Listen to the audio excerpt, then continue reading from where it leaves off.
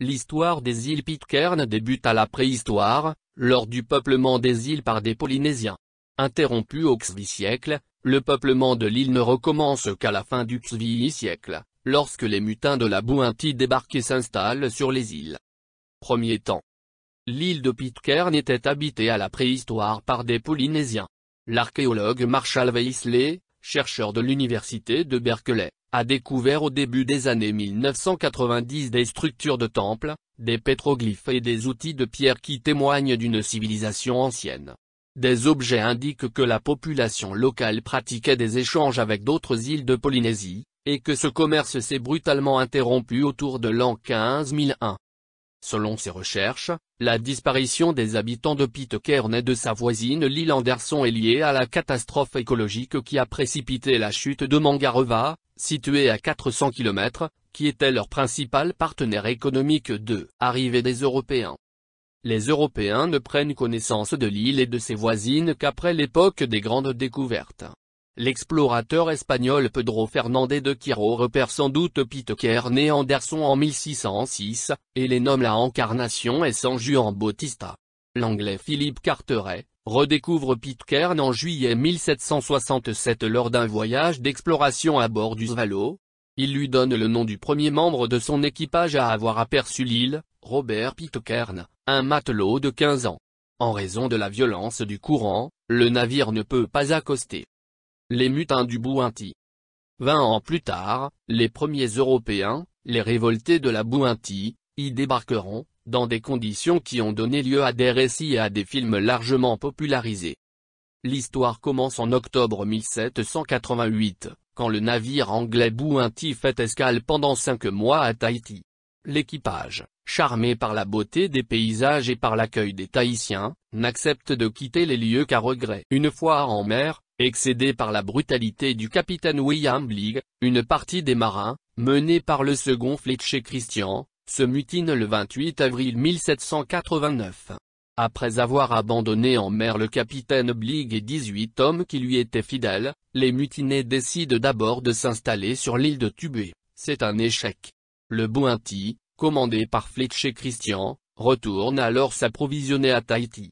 Quelques hommes sont débarqués et l'équipage, réduit à 8 marins, est rejoint par 18 Polynésiens, dont 12 femmes et quelques enfants.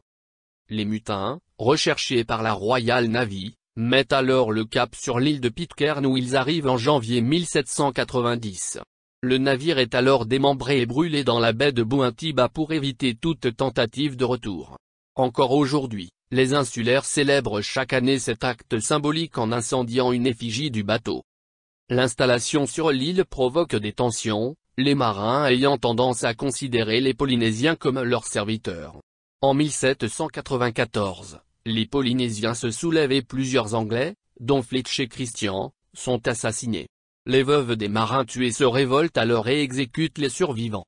Finalement, il ne restera plus qu'un seul Anglais, John Adam, qui régna sur une famille composée d'une dizaine de femmes et d'une vingtaine d'enfants. Nouvelle découverte. C'est en 1808 qu'est révélée l'existence de la population de Pitcairn, lorsque le baleinier américain Topaz fait escale sur l'île pour s'approvisionner en eau. Adam meurt 20 ans plus tard à l'âge de 65 ans. Entre-temps, quelques habitants quittèrent Pitcairn pour s'établir à Tahiti ou sur l'île Norfolk, mais plusieurs d'entre eux revinrent dans l'île. En 1853, on recensait 170 descendants des révoltés du Bounty. Quelques colons britanniques sont venus s'ajouter à la communauté pitcairnaise, puis des voyageurs de toutes sortes ont progressivement visité l'île.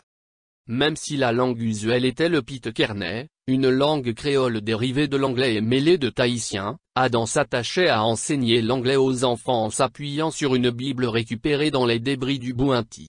Les missionnaires britanniques, arrivés à la fin du VIe siècle, ont tenté de rétablir l'usage de l'anglais dans l'île.